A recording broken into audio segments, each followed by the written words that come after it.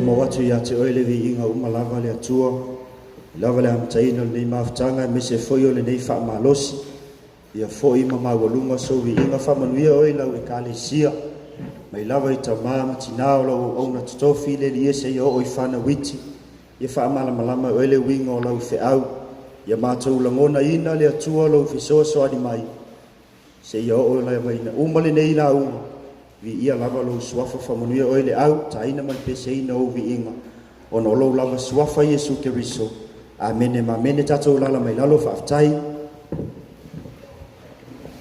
tamālo tapuaʻi mauluga se viiga o le atua ia ona o lou su mai ma lou tala mai au te lo ua uma ona faafeiloaʻi atu le tatou taʻitaʻi ia e faapaʻi atu foʻi lenei tulā ma faapea atu malo le su mai ma tala mai au suafa man malo Yesu Keriso ia i lana auauna mese o le faletua paia lau faigaluega totofi se ia oo lava i le loaloa le tatou mafutaga ia faifai ai se uō ua afea le malo le atua ia o te faafeiloaʻi ia te oe le suafa man malo Yesu Keriso amene nei lava se isi suafa ua mafua ai ona Yesu mai matala mai au o le suafa man malo lo tatou alii o Yesu Keriso moli mauina lona lofa malona aga lelei malona faamaoni ia mea lava lea tatou te mita ai i lenei faaolataga ua tatou maua ona o le alofa tunoa o le atua e ala iā keriso iesu lo tatou alii faia iā te oe lau tusi faamolemole muamua korinita o lona mataupu e sefulu ma le lima fia faitauina le faipu e lima suma le fā faagata lima sefulu ma le valu ia na o le a maua ai se launga po se manatu au tu le nei afiafi ia e faamalosi au ai le tatou savalinga ia ma maualunga ai se viiga o le atua muamua korinito sefulu ma le lima ipu e lima sefulu ma le fā ia se ia faagata fai ipu e lima sefulu ma le valu afai ua maua alaga mai amene ia la tatou faitau faatasi ia la tatou faitau a ofu foʻi lenei tino i uvale i le tino ola pea a ofu foʻi lenei tino oti i le tino le oti lava ona taunua ai lea o le upu ua tusia ua faaumatia le oti i le manu malo le otie o fea o iai lou tui le tuuga maue o fea o iai lou manu malo o le tui o le oti o le agasala lea o le malosi foʻi o le agasala o le tulafono lea ae faafetai i le atua o lē na te foaʻiina mai a te i tatou le manu malo talu lo tatou alii o Yesu Keriso o lenei o uso pelē ia outou tumau ma le lē faagae tia ia alualu lo outou faamalosi i le galuega a le alii ma le lē aunoa ina ua outou iloa e leo se mea whalea o ngā lo tau tauti ngā i le li. Toi whamamafa la ia leo lau pati le nei a fiafi. Mawalunga aise vi ingo lo tātou watua. Ia e leo le mata upu atoa mawhai upu atoa te fia whamamafa ina. Tasi lava le upu te loa au e whaitaua e malamalama i le winga foi o le autu. Amene. Praise the Lord. A whai walulu ina lau savalinga e aise fe au e manao le atua e toi whamanatu i a te oe. Amene. A whai wa tau pupu lau wa ai e manao le atu e fsosoani ia te oe. Amene. La foi se mana onga o ia te oe e manao le atu e whawheiloai. Amene. Praise the Lord. Me la lea tātou te whawhetai ma tātou mita i le nei whaolatanga o tātou maua. A wā ua tātou malama i le alofa o le atua. E ala ia ke riso Yesu lo tātou wali mo lo tātou whaola. Amen. Hallelujah. Fia tala noa ia te oe se mata upu e tau le mata upu le manu malo. Amen. Te fia wha manatu ia te oe whai mai le atua, le ainga o le atua, o oe o le kerisiano manu malo. Amen. Pe tātou te vai, pe tātou te whaia ina, i le nei savalinga tātou te iai. Whai mai le atua e wha manatu ia te oe mau. Awane i suia, awane i ave sea i lo manatu. O oe o le kerisiano manu malo. Pe te mai le tino, awane i ngalo ia te oe. O oe o le kerisiano manu malo. Amene. Hallelujah. Pe tātou te sese, pe te tātou te vai. awana ia ve se ilo manatu mo lo mafau le manu malo le o fetala ia ile tua ia te oi ma amen haleluya fai mai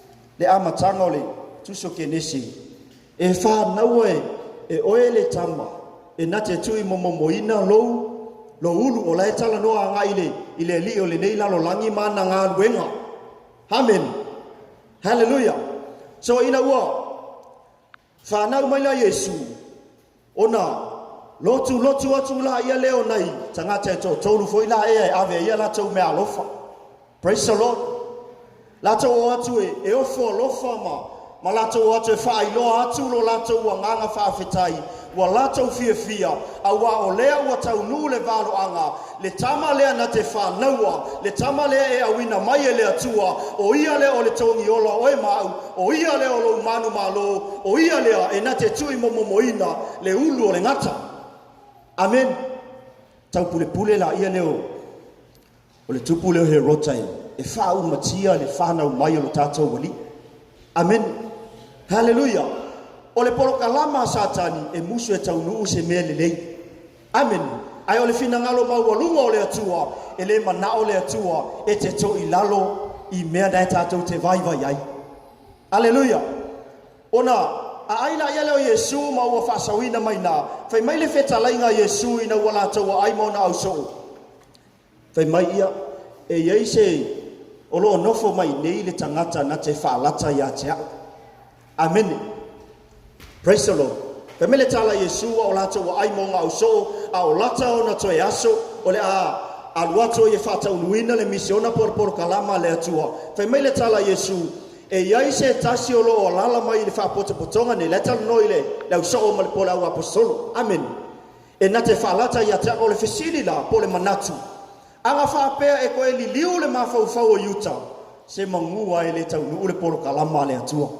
amen haleluya o ainga na tuina atu o ia ma whatinga ina ngā ruatula ia leo le tina lea po le taurua leo le tamalo le ngo ia Pilato ma tau atu ia Pilato Pilako ia oe ma le nata ngata ami o tonu walu anga le la o whaailoa mai le mangaku le iau e le ise me sala i le tangata lea amen aleluia e le ise me sala i o ia oe ma le nata ngata ami o tonu whamele ma le tala a Pilato nga whaia Yesu whamele Yesu o ka se levanga tala noa to tangata ia te oe fa masino atu oe wala to tau mafai e fa o le sala ia te oe fa uta e le ai lava sa utali e te tali mai ai amen e le ai lava ma se upu e tasi e te tau tala mai ai e te ngangana mai ai whamele ma le tala a Pilato e te iloa e Yesu a fai e te whailoa mai ma e tali mai o lo ia te au le pule e ta tala ai ia te oe o ia te au foi le pule e whaasa tauro ai ia te oe whamele le tala Yesu o whafkai ala i loa lava amen praise the Lord tolo pulo whafkai le whaaloalo maualunga amen aleluia whaftai le awa ngoa ai malie oe Pilaku e le eisa upule ia te au amen hallelujah ele aisa upule ia tau pe ke fai mai o te tautala atu e te tala ma fasa loto pe fasa tauro le ai paulava le o le mea na wina mai ia o le atua o te sau ina ia tongiola le sala ale lalo langi uma o sau e fata unu le polo kalama po le misiona le awinga mai ia o le atua inga ia awange i o tatou to i tau i o tatou manatu o tatou o tangata o le lalo langi le ai o tatou o tangata o le malo le atua amene Maile male tala a Isaia lima sful mal tolu fai po fa e o le lima fai mai e moni wana tau ave yo tatou tinga wana tau ave yo tatou fa no ua manatu o ia ua taia ma ua fasia ele atua ma ua fatinga ina amen maile male fai po e ono le Isaia ngai lima sful mal tolu ua manua o ia ona o tatou solitu la fono ua momo o ia ona o tatou a mi o le anga o le o inga e file mu ai tatou sai ona lunga lea o nga fa lava foi e malo lo ai tātou ave sau pate vi ia ile tua. E moni wa ia tau ave o tātou tīngā, wa ia tau ave o tātou whanonoa, wa tātou manatu pese i ua taia ma ua whasia ele atua, ma ua whātinga ina, o le winga whamtalanga, ua tinga inga, ke riso Yesu, o ngā inga ia maua e oe le sao le tonga moni. Amene. Ua ia te ia le whangongoa, inga ia maua e oe le fia, moni au ngā ia ke riso. Ua whātinga ina o ia ele atua, inga ia sefe oe, basaunga le mu oe, au tātou iai le nei lalo langi le tū mau. Amene. Hallelujah. Te meila ele maletala, ua mangua o ia o na wata tau soli tū la fono. Ua momo o ia o na wata tau a mio le anga. O le a o inga la e te taunga o a iei tātou. Sa ia te ia o ngā o longa alofa. Ia te oe maa o le pale ali o ana ngā luenga. Amene. Praise the Lord. O ngā lātou whaiwhai e ala i ele i le alo o le atua. Wa lātou wā o ila kou fasi. Amene. Uma whamasingo ku i ngā kui limo o fita. Wa lātou tau wemu iai. Wa lātou tu wheanu iai. Wa lātou wā o iai ala kou fasi. A umanga po e le whai mai. Make mai po inga po oe. Pe iau ka longa ka mai kifo iai ele. E umaloanga kongi pe wha. Pe whaise konga fike le si mai. Ya make mai la po ila lenga kongi oe. Make mai po ai lenga whaia kala le. Make mai po ai lenga po oe. Amene. Lale wingol whamtalanga. Ua lātou whai ma ua lātou wanga le anga i le alo le atua soifua. Ao lea lava, e tau ma whai atu ia, inga ia auange to i lalo oe maa le tangata kerisiano. Amen. Praise the Lord. Te mei ua lātou whai ma lātou fasi. Ua o inga lātou whaatinga ina ia te ia. Kei no usu e aku mau whai tau i le upu le atua. A whakusa ki ngā ie ti ngā i oe maa. Amen. O le whale tonu a whape ifo ia oe maa. Oka. Se ua makuaki ngā ke le sele. Amen. E ifo isi i vaenga o ngai a unga uo fo i o tau tilo ko i lunga le Facebook. Ua saule la ko comments i lunga po le post i lunga. Mai le la vaola li la langi fialu langi. Amen. O le kele au fita ma fa fika uli ua mangako o le kali ale o le alu le langi ai le iloa. La alu aku le langi ai le umang ngā luenga la ku langi fa pe Yesu. Ia la saula le umang menga fa ko ke ngofo le langi. Amen. Praise the Lord. Te mai wala tau whaatinga ina. Siu e kula ia lea. Mata e sauanga o le tātou wali o Yesu Keriso. Lea le tātou whaamana tuina le tai au. Le mangu malo. O la tau whasi ma whaatinga ina ia te ia. O mea nganga leanga inga mai ei o ia. I le ala leanga sawa inga i mao inga whasi. E tolu se furu ma le iwa ia tāanga o la tau sasai.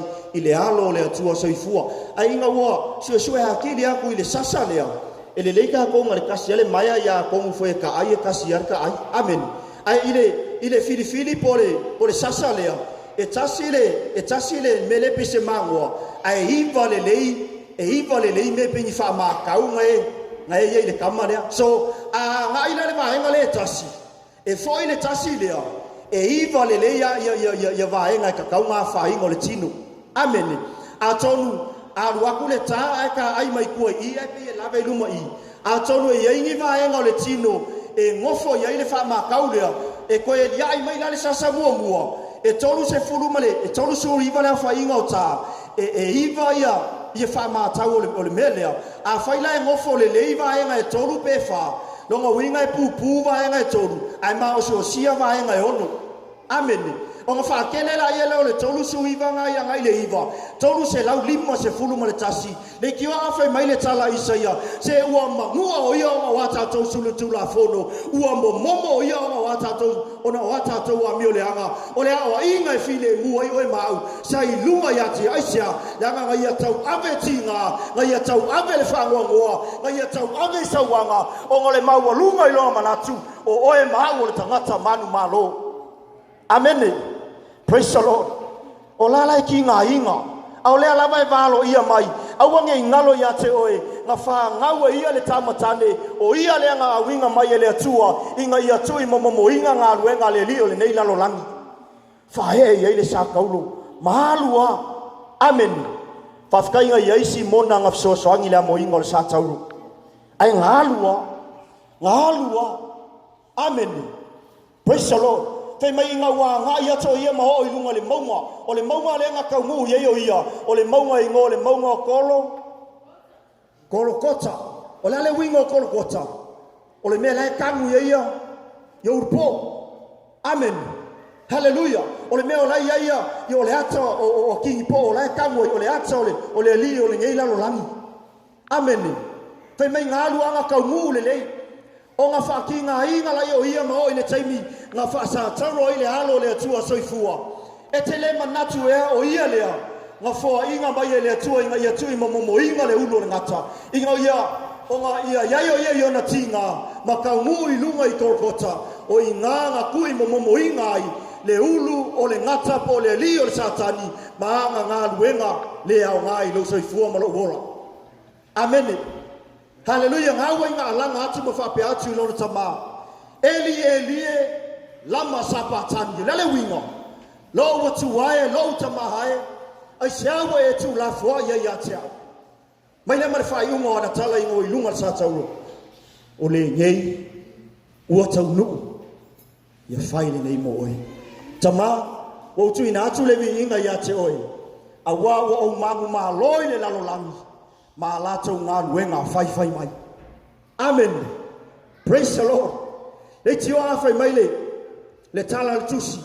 A whai e le aise maliu e le aise tau ni ola.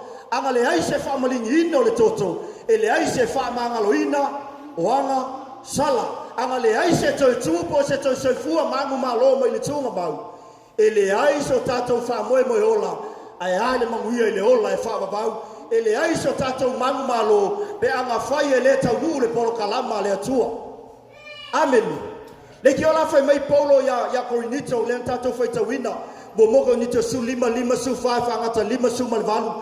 A wā ua wha umatia le oti i le mangu ma lo. Le oti e o whea i eilo tui. Le tunga ma ue o whea i eilo mangu ma lo. O le tui o le oti o le angasala lea. O le malosi foi o le angasala o le tula fono lea. Ai wha whetai le atua. O le nga fo inga mai a te tātou le mangu malo. Talu lo tātou ali o Yesu Keriso o le nei. Ia tātou tu mauma le le whanga e tia. Ia alu lo wha malosi le ngā luenga le atua. Inga ua o tau iloa. E leo se mea wha lea ngā lo tau ti ngā i le ni. Abe sau pate via i le tua. O oia le Kerisiano manu malo. Amen. Wa kako maua le manu malo. O ngā o ia ngā ia asa inga mai le tai ao leo wa kako iai. Amen. So e lei whaingo fie le asa inga mai o le tai au. E lei whaingo fie le asa inga mai o le whaolotanga. Amen. A fe mele tala Paulo ya Korinito. O le malosi o le angasala o kula fongo. Amen. Ai whawhetai le atua o le ngafo inga mai a te tātou le mangu malo. Longa winga. E tātauanga e alanga i le alanga le Kerisiano manu malo. Amen. E tātauanga e vivi le le Kerisiano manu malo. Amen. Na foi le pese le tako ke fia ai. Sa o alua tu ia satani. Fau mai au meto tino. Fau mai au meto tino. E fau mai au meto tino. Sa o alua tu ia satani. Fau mai au meto tino. Soli au mai. Soli au mai satani ua soli au mai. Le ainga o le atua. O oe le Kerisiano manu malo. Toe mana tu natu ifo le afiafi ni le ua wha mangaku ako le atua. O angi va henga o mea alofa le atua. O le ngā ua alu ma le li o le ngeila lo langi. Amen. O angi mea alofa mangi wha mangi anga le atua. A kongo lo fie vivi matapu ai. Ua se ase ako e maua kamanga. Amen. Aisia. Le anga o le alawa e saule li o le lalo langi e tau mawhai e maoi. Wha umatia fasi. Mawe sea lo fie e tapua i le atua. Praise the Lord. Amen. Lale wingo le whamtalanga. Koe alu ia sātangi. E koe whao mai le mangu malonga iai. Aisia. Le anga o le kako vai a. Aka e ele li o le lalo langi. Amen. O le tātou whale e tonu au. Aka e sātangi manu. Amen. E vai me lo sātangi o kako e vesi alu la koa. Mai oka. Se vai e le mangu malo lele. Amen. ai awane ngalo ya te oe mau o le fa manatu mai le upo le atua se o oe o le kerisiano manu malo ameni ave sa pache vi ia ile tua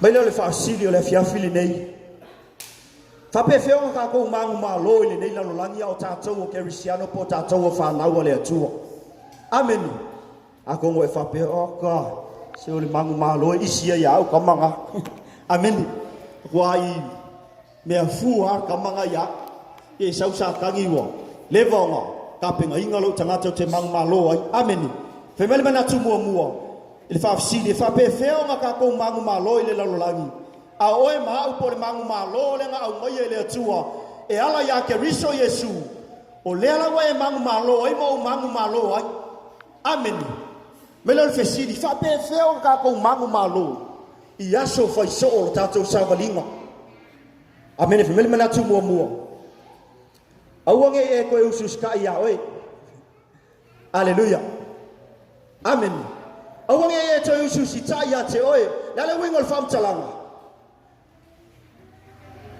o le kele io leo ese o ke la ngonga ingai le so ngofua so lua so fies fa le sko nga amen ke le lopo ye le leo le fa vai ke le lopo ye le leo le o le fai ala lo loto amen o le fai ala lo manatu fa le tangata ma faufaunga fa le tangata fa ai unga fa le tangata filifilinga fa le tangata a lewa tala no mai le upu o le atua lo ainga ya ke riso o oe ke risiano manu malo pe a fai e awange e to e usitai lava oe ia te oe i o manatu maulangona ai tato usitai i le fesoso ani mai le atua amen haleluya iske mi le ki nga musu mai le atua se ave le kuper ngae skama ngale manga omia amen ole lava ivia a kau kango ko ku ifafo amen a ku ifafo ko ku a kau sei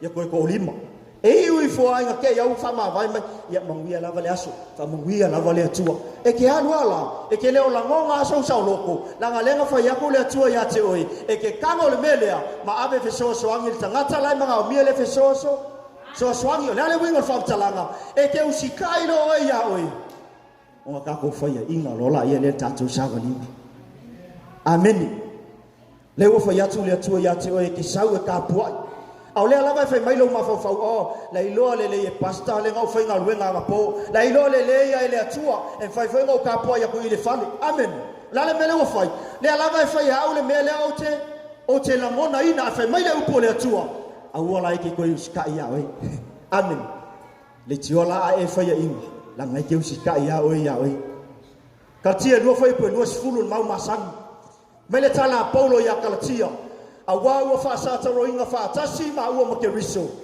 O le nei e leo te ola au. A o ke riso ua ola i te tonu ia te au. O le ola foi o ke ola i ngei le tino.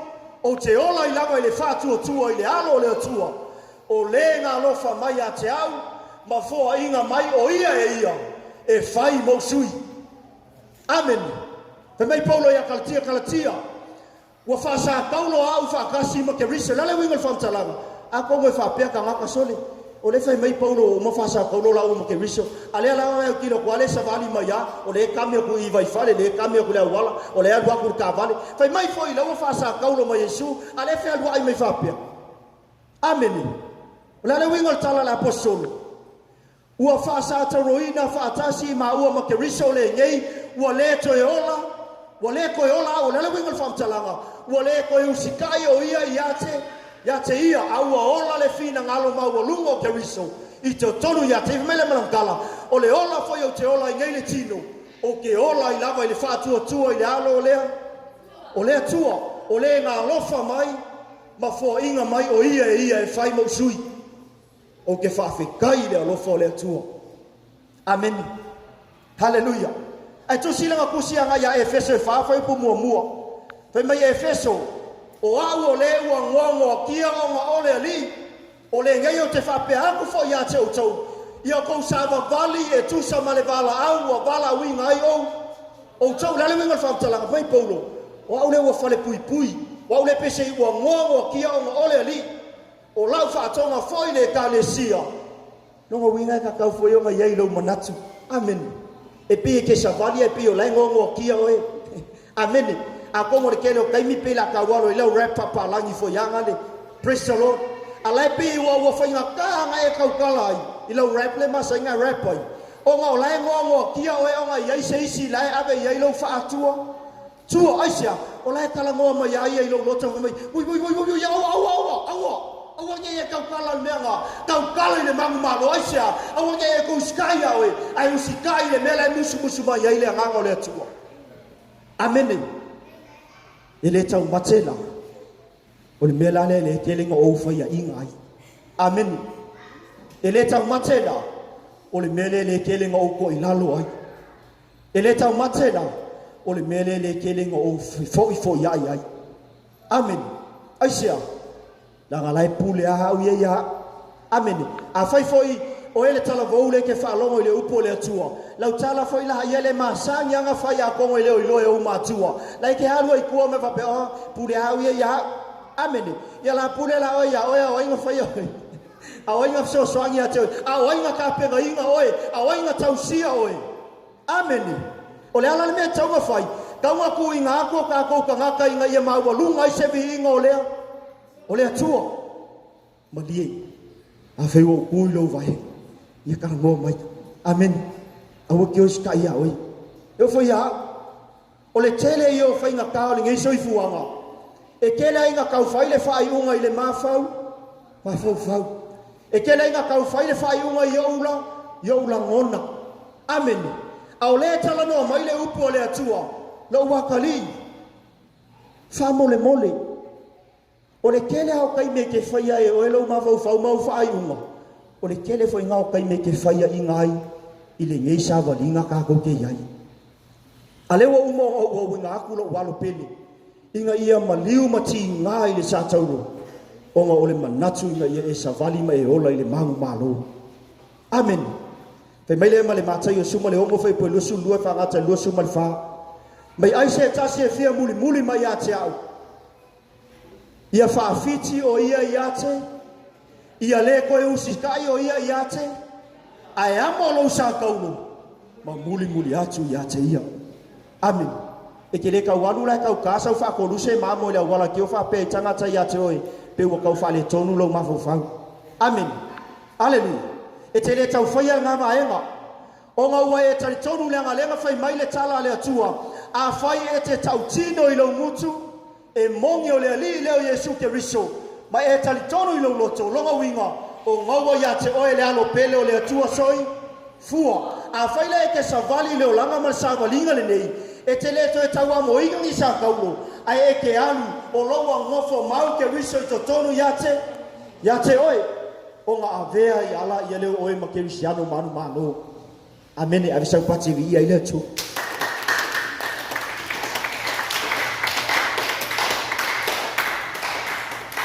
o le tama manu malo o le toa manu malo le fi au malinga luenga le atua o le fa ma fana na mal so soangi le fa malo sin nga le atua ya te oi amen o wona ngalo ya te oi au e ala fai fo le tai au mai fe ngai mo tiu te fai o le nga luenga ia sa kange ka mo fai fa vai ai au wona ngalo ya te oi tau tala I le tau talanga le tangata manu malo fe mele mal manatu longa lua fa pe fe o ka ko mang malo I le laulangi auange e toi sai ya te oi ai usi tai le so soange le tua vai ngalo lua fa pe feo ka ko mangu malo I le ngei soi fuanga ma le nei vai tau tatou te savalia manatu e lua fa tanga le mana o le tua inga ia tala no atu ila ia te oi yo fuanga fai amen fa tanga le mana o le tua a musu ku la le tua ia te oi fa mole ka ngoi fa kanga sia va ngoi e tali ai amen ke wa fa fenga ulo e fa fenga ulo le musu mai le atua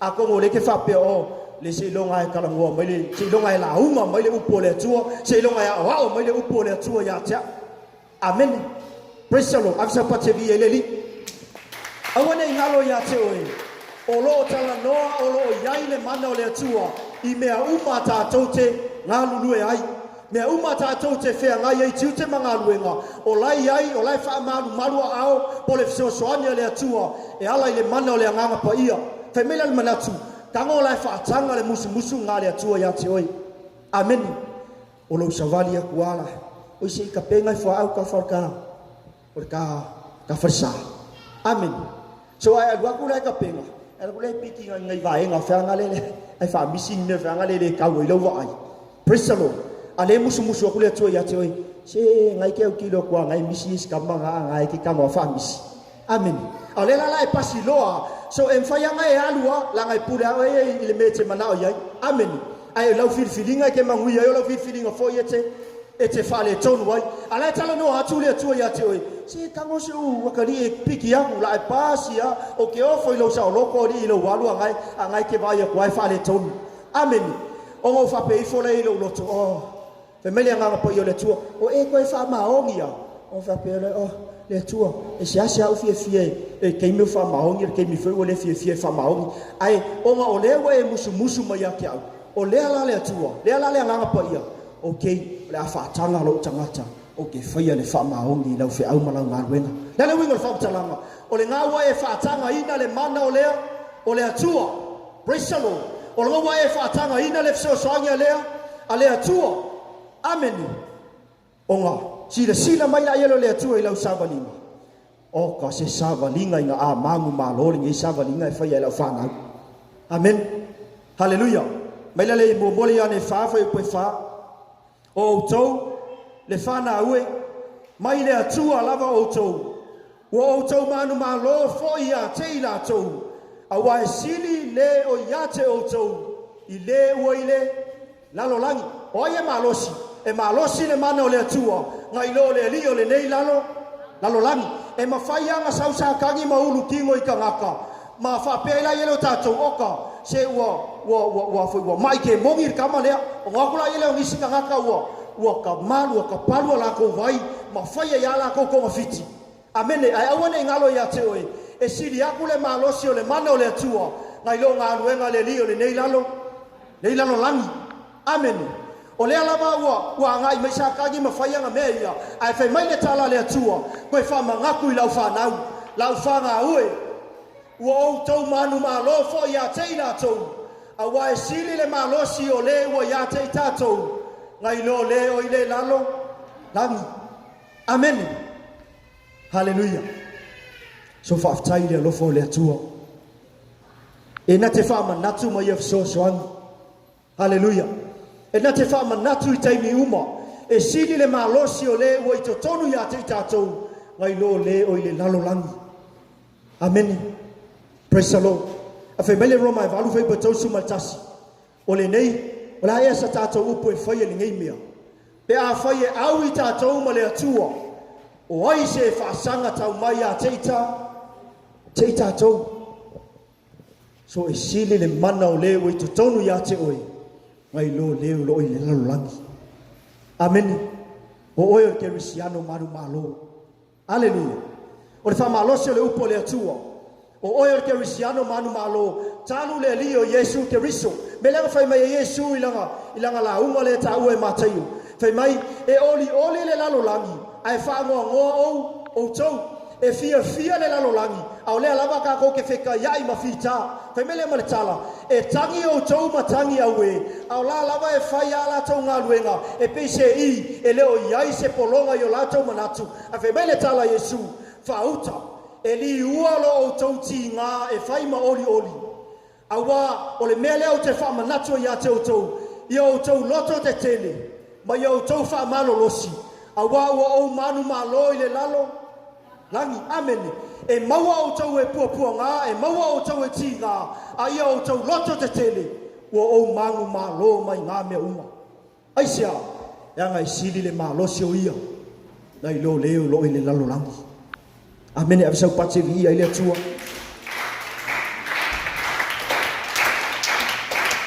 kei lopo ia te oe lau tusi nei afiafi amen mai le mena tonu e whape whio ka kou mangu malo i le nei lalo langi hallelujah mai le manatu muli tau tala i le whātua praise the Lord a tongu o pasi a foile lau whalongolongo le upu whātua ai awana ngalo ya te pe vo ka ua le tatou wa onga i tai au ia tatou fa tua ma fa mo ya te ia awa o ia le nga sau e osi le taulanga mo tatou o ia le nga sau e koe a ia e tatou ma au mai le tai au le fa o le tanga le ua tatou mangui ai amen e vimele ma le tala e ka kaua nga katou tala i le fa tua amen vimele tala le peru a le ai foi se fa tua e le mawhai foi o ngā fia mai le atua. A wai ta tau i le aluatu i le atua. O ngā karikomu o loa soifua o ia. O ia foi ngā ke matuata wia o le sa ili atu i ate ia. Mai le tala Iakopo, a whai foi e mai so o tau, i ngā ami ia i toi inga, e la tau te o atu e ta talo i atu tau, pe a umong wha winga le manga sofa Isu. Mai le tala Iakopo, o le ta talo foi e whaia i le wha tua, e wha ola inga aile, mai a fai foi a ngasala e fa manga loina i le fa tua ameni e ka kaunga e kaukala i le fa tua ameni e ka kaunga e pese i le fa tua e ka kaunga e savali i le fa tua e ka kaunga e loto tele i le fa tua e ka kaunga e pati le viinga i le tua e ala i le fa tua e ka kaunga e sila mamao e ala i le fa tua ameni awaya awa a whai ele aiso tātou whātua e le ma whai o ngā fia mai le atua mai le momoli ane lima whai pue wha awa o i lātou uma o e whanau mai le atua e mamu mālo i lātou i le lalulangi o le nei fo i le manu mālo ai le lalulangi o lo lātou whātua lava ave sau pate vi ia i le li amen te inore maua lunga o le whātua le mga o iei le atua i ate oi fai mai ia e tau tala i le whātua ia e savali le whātua awa e ke maua i le manu ma lo le tua fai mai paulo ia o tau tango foi o fukau a koa mai le atua ai fai mai le vaenga ngai ka ua le whātua fai mai ia e tango foi le tali pupungi o le whātua o lo whakua i lo tau tala le whātua i lo savali le whātua e peise i o se tali talea e ngā ke puipuia oe ngā ke lawea inga oe ngā ke whasau inga oe pe a whai e te ola ma tau tala i le whātua ameni ke no pe a whai e ke kaukala le whātua e le sao loko a ngeno le langi na le winga le whamtalanga a whai ka kou ke ola ma tau tala le whātua e fe tau fe kuri ai a ngeno le atua aisia na ngā lai maua lunga i le atua le whātua kuri mai le atua alu e whawheiloa ia le mana onga lo atali lea alu e whawheiloa ia whamalo lo le mai lo a fine lea alu e whawheiloa ia le mana onga o lo atali lea ia na mea onga alu e fisosoangi ia te ia alu e whamalosi ia te ia alu e tāpena ia alu e whamanatu ia te aisia na ngā lai sina fia le atua e fia le atua i le tangata e tau talatala i le whātua amen praise the Lord ngā lou nganga ngā lou alua amen ngā lou savalia whātua amen e kei noe ke savali mai e ola i le whātua ai le sa loko i angelo langi esia le anga lai wheka kauwhikuri ai o le whakua o le vaime o le koe whakua me le kua o again anu la koe lalo whai Abrahamo awange i o lau nima le tama amen eisia le anga wasina fia le atua o ia o le tangata whātua amen e le pise i waka kou mga kuwha pia o se i longa o ke alui e suel mele kali lo mga o ngā whakua maua amen e isi kei me ui mai le atua i le awala i ke le iloa amen e isi tei me ui mai le atua i se awala e ke lei mawhau inga aisia angai ke ola mai e tau talatala i lau whātua praise the Lord hallelujah avisau pate vi ia i le ringi e pole ua uma foi le whamalose le fiafu mai leo Paulo lua Timoteo mo foi po lima o le fitu mai Paulo ia Timoteo o manga kua le whātua whamaongi ngai ate oe ngā mua ia loi le tina o lau tina ngā iai foi ia e unike lau tina o lau ta ofi foi o le ngai ate oe amene mele malatala Paulo ia Timoteo le mea alofa le ngā ia koe whaamumu ia toe whaasusuru ia toe tuina atu ina ia maua lunga i se viinga o le atua awa ele au mai le atua le nganga kako ke matatau ai au le nganga e whaamalosi ai alofa ai ma mafau tonu ai amene le inga o le atua e ye le me alofa le atua nga ya te oi le me alofa le fatu tua amene e ye le me alofa le nga au mai le atua o lawa ya Yesu ke riso ile tu tau matau le tama au le lava tatou te yai le nei la lolangi au ane ya ve se ya te oi le me alofa le fatu tua amene hallelujah awa e sili o fia ai o hia e sili o na maua lunga ai se vi inga o le atua pe a fai tatou te tau talatala i le fatu tua o nga umai fola ia leo le o le ngei sa walinga ma le nei o langa tatou te iai ai fai lo le kau wala aunga le atua amene Efeso Semurana Perkamo amen Tuatira Sarataisa Philadelphia Laodicea te manao e teu ia te oe le fai unga le whiau amene le tatou te iai le lalolangi le nei le ua wha manatu mai e le atua ia te oe mau o oe o le kerisiano manu malo amene o oe o le tai manu malo o oe o le ofisa manu malo o oe o le autatango manu malo a wai iai le taimi e whai e le tau wala aunga le atua Efeso a whai e ke manu malo mai le melea o le a ou a wātua o e te aile la au o le ola. La i tau tonu o le parataiso o le atua. Amene. Efeso a whai e ke manu malo, o le manu malo, o te wātua ia, e aile la au le tau tonu o le parataiso o le atua. Mai le malantala ia Semrana, a whai e te manu malo, pe ne nei o langa wan nei sawalinga, e le a whainga o e le oti whanua. Amene awi sa pa te via i le tua. Pe a e manu malo i nei sawalinga ma le nei soifuanga. Fai mai le tala le atua, nga kuli ai le angelu e tau ia Semrana, a e manu malo, e ke le a whainga i le oti whanua. Pa ia i nei manatu i whawa pe tasi lava la tātou oti. Amene, le ai, e iai le oti whale tino, e iai foi le oti whale anganga e le taimi, e lau ai le ungo lana whamisinonga, a whai tātou te ola mo ke riso, a whai foi tātou te oti mo le li, o ngā ora i le taimi wala uma iai le atua, e ke le a whainga i le oti whanuasia, le anga wa ia te oe le mangu malo i le whatua tua. Amene, ma le ia perkamo, a whai e te manu malo, e te aile mana i lilo, to e tu sialo i ngoa fau le maa sina. Amene, mai le ia tuatira, a whai e ke mangu malo, o ke wākua oe pule inu ese, e pule foi oe le toto ua mea, o ke wākua foi a te oe le fetu ao pupula. Amene, whai mai ia le tua ia sautaisa, a whai e te mangu malo pea, o te wha ofu oe le ofu sina, o te le so loia e sea foi lo ingoa, ma tau o ke fia foi e tau lo ingoi luma o le atua e fia foi le atua e tau lo ingoa i luma o ana au angelu. Amene.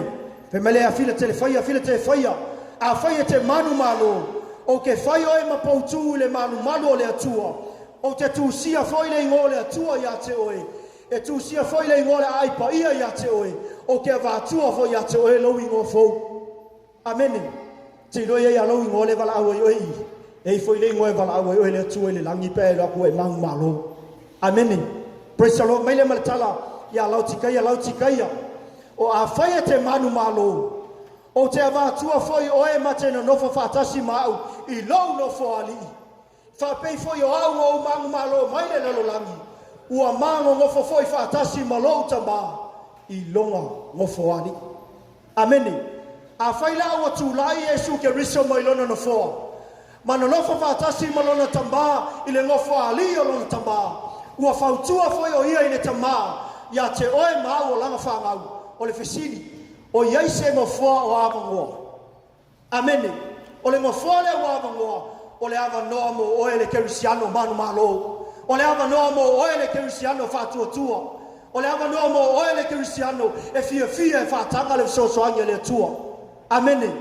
Maualunga se vihinga o le atua i le neia fiafi i le swafa manu malo lo tātou walia Yesu ke riso o le ena fo ina mai a te tātou le manu malo. Amene ma mene tu ina atu le ava noi lana wona mo le whaalau te le ino le upo le atua.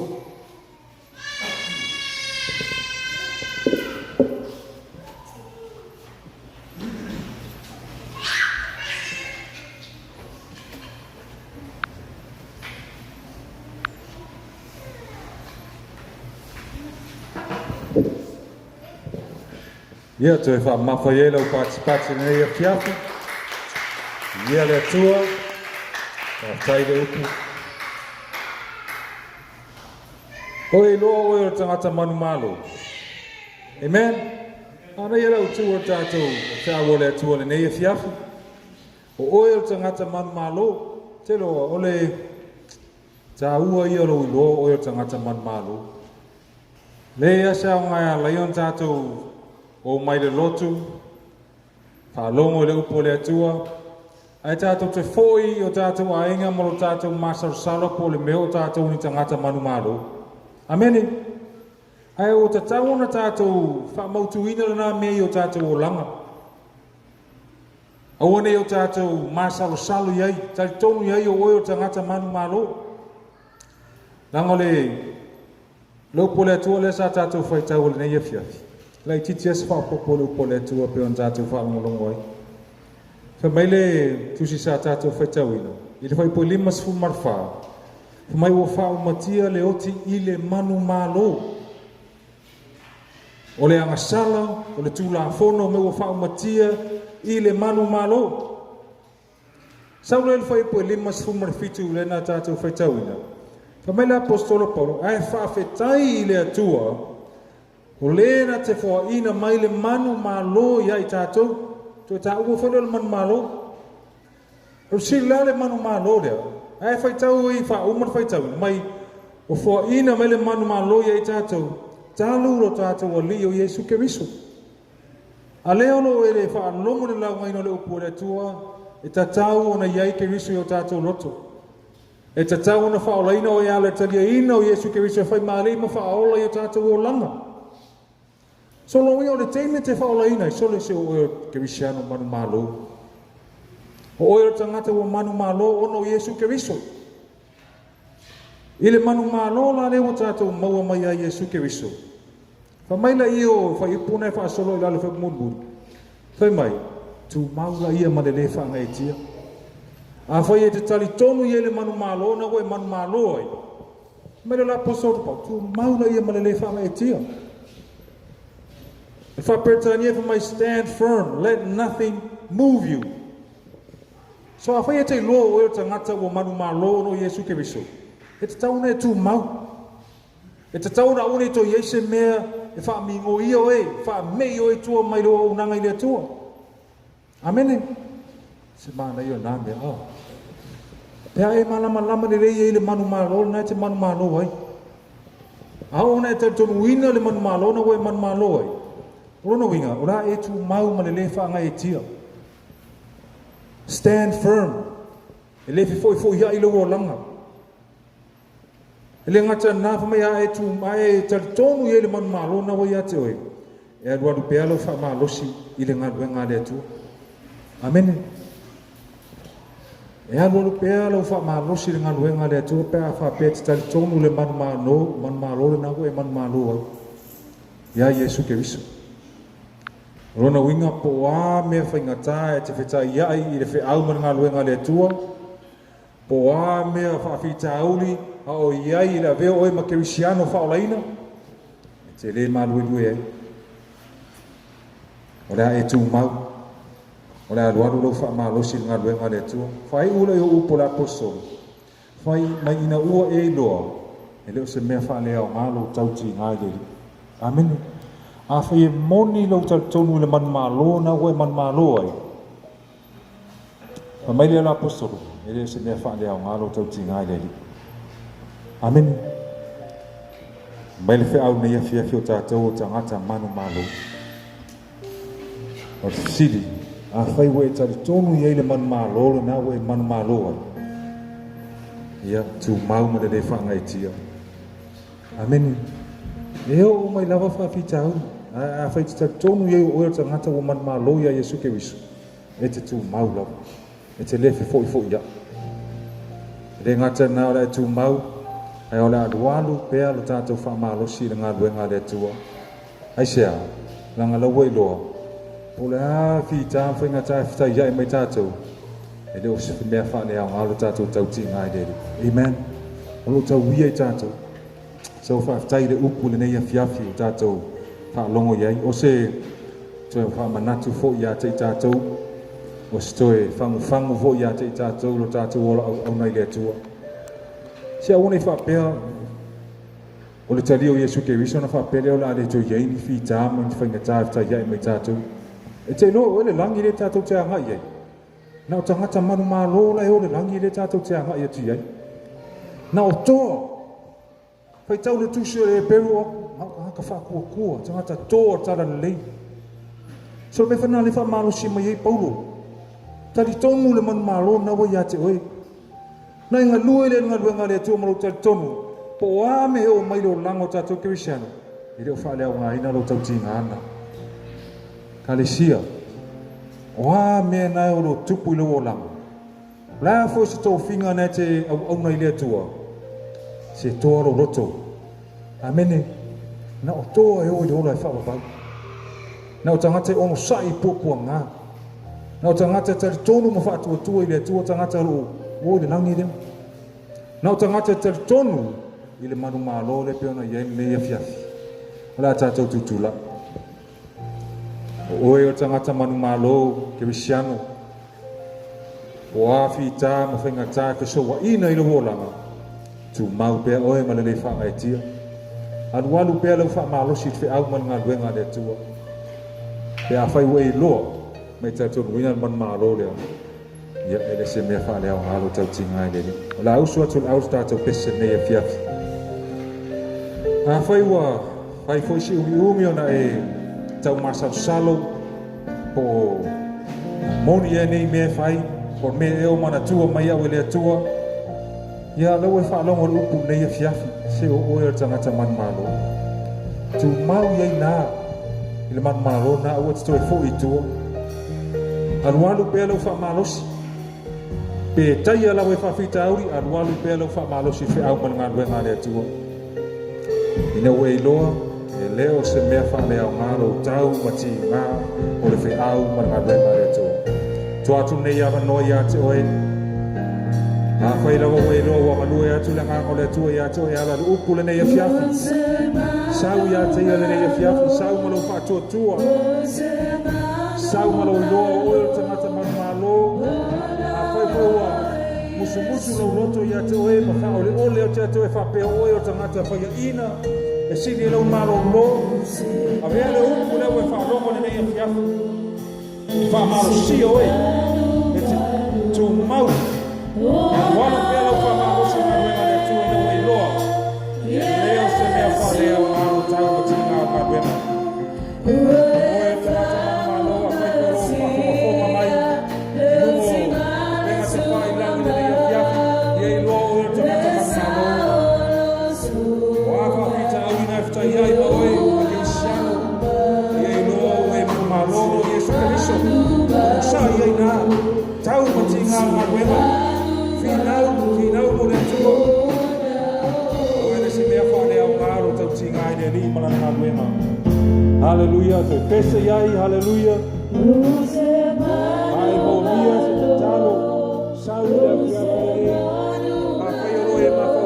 Tasho lo waina o ui whakita auli o tau foi ai no lana saua tū mo ia le whiawhine nei a wai le puho ao Yesu Keriso lei se mai na foi a te ia na te mawhai o na whawhai o ia na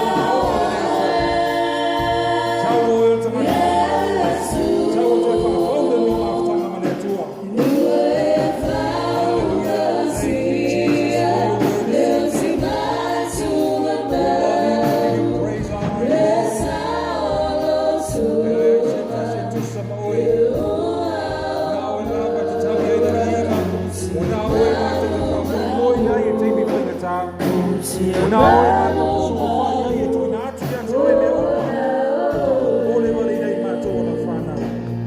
Thank you, Jesus. Blessed be your name.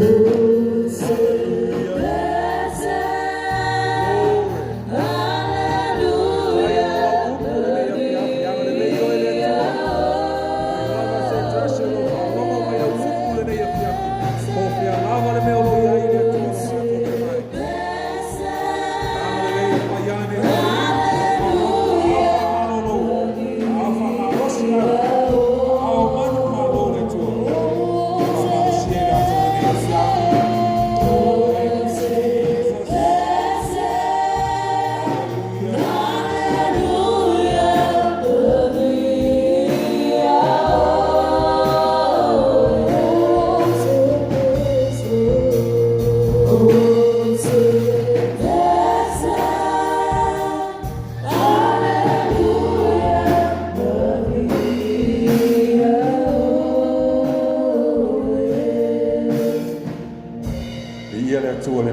fiafi whaftai atu ia tau o tau mai le atua o tau whaata waina rana upu le nei a fiafi a whai wo e sa malau loto a tau atu ina atu ia te ia le nei a fiafi a whai o nai ai nei nai whaafita auri na lo ia te oe sa wo oe o tangata manu malo tali tonu ia Yesu Keriso na te mawhai au na whaasa o loto ia oe mai po le a lava le whaafita auri o le nai te ui ai le nei vai tau tuatu lo loto ia te ia le nei a fiafi la se mana onga fai lo atu ia te ia le nei a fiafi tātou foi o lo mai mo mai le tātou polo kalama le nei a fiafi fio lava le mena te iai po fia lava le potu o lo ufale le nei te iai whatua tua i le atua si a ero lima ia te ia le nei a fiafi o lau sau nia tātou talo tu mau pea ia te oe lo lava vi inga ta maa whaftai tele i lau upu ta maa iei te me ho mai ai whaafita auli e te me ho mai la ngona ia te mātou a mātou iai tono lau whaortanga la ngona le whaafai vai la ngona ua mātou le mawhaia e te me whalave lave e o mātou loto tam whai whaole ole ia te mātou tam whai a mai le musua a mai le whaafai vai le toe fo i tua ai whaaftai le tua i lau upu le nei a fiafi toe whaamanatu mai le tua o i mātou o tangata manu mālou ne wo mātou a veo Yesu Keriso whai maa li ma whaaola i o mātou o langa wa fio le li o le manu mālo i o mātou loto we no fo tupu i o mātou nei o langa le tua i lo mātou i loa ma lo mātou talitonu ina o lea upu moni we iai te tonu ia te mātou o le li o le manu mālo e le ila se mela la ina mātou toe whaavai vai i whita ma whaingata e whisowa ina i o mātou o langa e le ila se mafu anga la ina mātou toe fo i tua au le a whauau pēr le mātou au nanga i ate oi. O le a mātou tau pēr ma ti ngā o lau whi au ma lau ngā luenga ina ua mātou i loa ma mauti noa le fiafi nei. E le o se mea whaale au ngā lo mātou tau ma ti ngā o le ngā luenga. O walo i ate i mātou oe Yesu Keriso. O e lava o le li o le manu malo. Te mā o tutu i lau whanau i o luma. Toto i o lato loto le fiafi le nei o i lato o tangata manu malo. Pai lo i hei le atua lo mātou te mai. Lo o lofa moni a te i mātou. Le ala leana e sui tūlanga i mo i mātou. Le ala leana e manu malo i Yesu Keriso le i le oti ma le tunga mau. Ono o le manu malo le e te fi au mai a te i mātou. Wha mautu ina le nei a fiafi o mātou loto. O i mātou lava o tangata manu malo. Musu ina pe mātou i oia nganga pa ia. Ne ia mātou tū mau pea. Ma le whaanga e tia, le fo ia. Wha manatu mai ia te mātou ina i alu pea lo mātou wha malos. I lau fi au ma lau ngā luenga. Ona e leo se mea wha lea o ngalo mātou tau ti ngā. Ia te oe ma lau lava fina ngalo. Wha manuia oe le tua. Ia te lātou. O lātou wha tua ia te oe o lātou o mai e le ne ia fiafi. Oe fwe lo wha whangafonga mai. Ia tunu i whafo po whea lava le tua. Wha manuia atu ia te lātou. Wha whilo ia o lātou mana onga le nei a fiafi lo mātou ta mai. Ta talo le tua. Ia foi mātou i o mātou a inga le nei a fiafi. Loto o wha mari e ina o no lau upu le tua. Lau wha mawhan whananga le tua i lungo o lau whanau. O ma loto mauti noa le nei a fiafi. O i lātou o tangata manu malo. Whamanuia le atua i lau au auna sa taita ia le nei sauninga. E le ngata i leo lau au auna le sa tūtūlai. E hala le fola ina lau upu. Ia iai pēr lau whaunga mana i lunga ia te i la ua le atua lau mātou tamai. Wha au penga ina pēr i la ua i le upo le poto mai ia te o elo mātou atua. Tā pena ina pēr o la ua o langa le atua e whaima mori mau, whaima malama e susulu atu le pongisa. Wha au penga ina o la ua i upo le ola la te la ua te mori mau ina i pēr o Yesu Keriso i sea nganga lo mo mia le fisosoani. Anga le leile tima lo langi ina ma pese ina uvi inga le atua. Ta mā, ia ta tala ina o lātou loto le atua. Ina ia whaatawa ina e lātou le lātou wala au ina. Ina ia auna i māmā ia te lātou le tofinga lo lātou ngarului e ala le pese ina ma le langi ina uvi inga. Ta mā ia tau fia i lātou mai manatu leanga. Mai ia mio e le tusai ma lo lava fina ngalo. Ia tau fia I lātou le atua lo mātou te mai. I lo lātou whaalongo I whaososonga le atua ti Apollo. A ia sausawina I lātou I lo toto pa ia Yesu Keriso ia lātou I loa. Le tāua lo lātou ngā luenga ro iei o le langi ina ia leo o vi inga. O le tāpena ina o loto o lau e kālesia mo le tāpua inga I lau o fio le atua lo mātou te mai. Ia lātou whao ngā tatau ina fōi le tā leni ma mea lofa wa e tu ina ia te I lātou lo mātou te mai. Ia te I lātou le nganga le wha maoni ia te oe le atua. Ta mā wha manuia I se wō wa sia lau malu le ne ia fiafi. Wa fui ni mana ongolo mai mai lātou te mai wha whilo ia. Te tālo ngolo au auna ia whia ngai maari. Ma I o le tino lo mawai o ia le atua te mā wha manatu atu pe ia te oe. Le ofo sa ia ofo I le atua na ia whaongaina le ola au auna ia te oe lau whia au lau ngā luenga. O umana e whailoa ia te ia le atua. E ngā luenga e au auna ia te oe te mai. Au sau fo I le li o le lalolangi e tamu whaina ia wha vai pai ia te ia alai mai o le tino le atua. Te māo mātou tū mo ia le nei e fiafi. Whata I nātu o ia iau luma le atua. Te mā pa iane pa ifo o awa lofa. Wha malolo I la wau auna le atua lo mātou te mai. Fua ia te ia le mālosi. Mālosi le tino e mese le mālosi wha le anganga le atua e tū lai e matau le tau a wha le anganga. Awa I nei mālo e lue lona wha tua le atua I a te oe.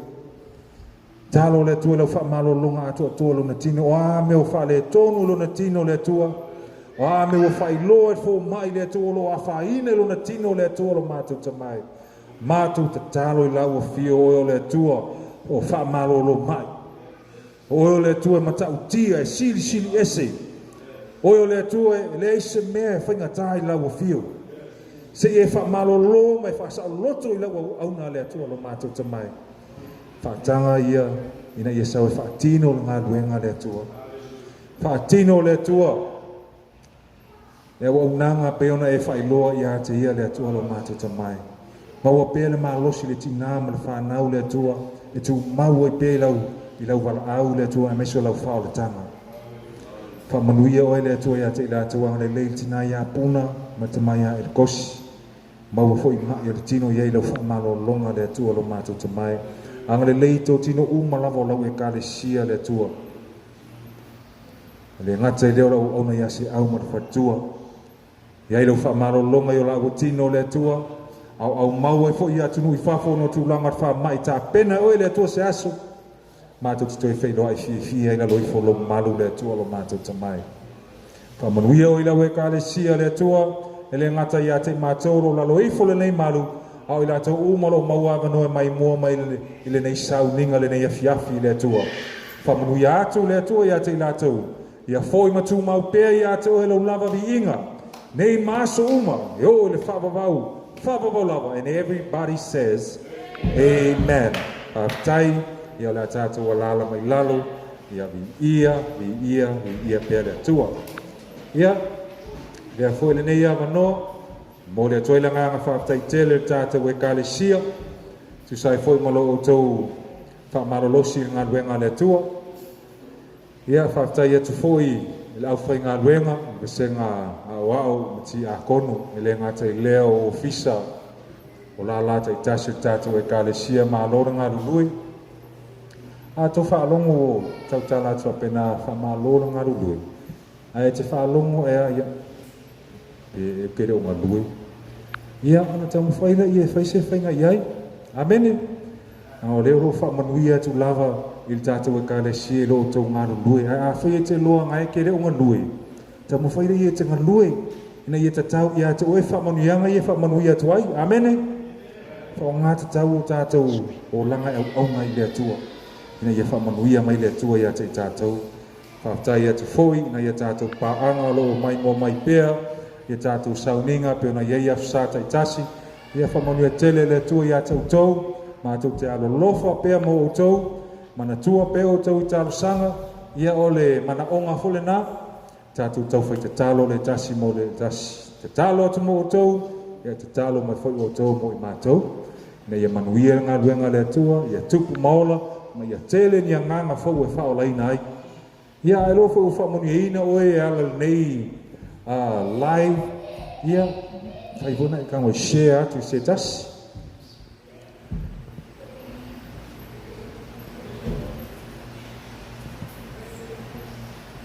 Ia, iai fa se mana onga ia te oi. Ia o lelo o vanor tato page o tato ekalesia. For any prayer request, ia, tusi mai mawhailoa mai le prayer request, and whai na whahau o tonu o tato mawhtanga tatalo, ia ona tatalo I hoi leile atua. Ma nai o mena o prayer request, ele ngata nai tatalo. Ia ona whala iei lau ekalesia tatalo atu mo oi o mana onga. Na ia vave na tari le atua o tato mana onga. Ia whamonia tele le atua, il tātou e kālesia, ma tātou a inga le nei a fiafi, manuia tele fuafuanga le nei wa yasa wa matalia, ia whaatasi pē le atua mautou, ia whaaupenga ine le atua I tātou I upu le ola. Te rei loa lava, e ia teimio la taitai atua I le atua se nganga o lo mo mira fisosoani, a o la whaaupenga ine I tātou le atua I upu le ola, e mawhai ona I whaamalosi atua I nāta ngata. Fai oi mawhamanu ianga ia te lātou. Ia no fai lo tangata nā ma vivi ma whaaftai le atua. Ia whamanu ia mai lava le atua ia te tātou. Amen. Ia ave sau pace vi ai le atua. Anu ia tele fo whanga le neiva yaso. Atu nātu nei ava noa tātou whai lau tusi mo tātou forfolanga. Ia ma whātu ua tātou sauninga.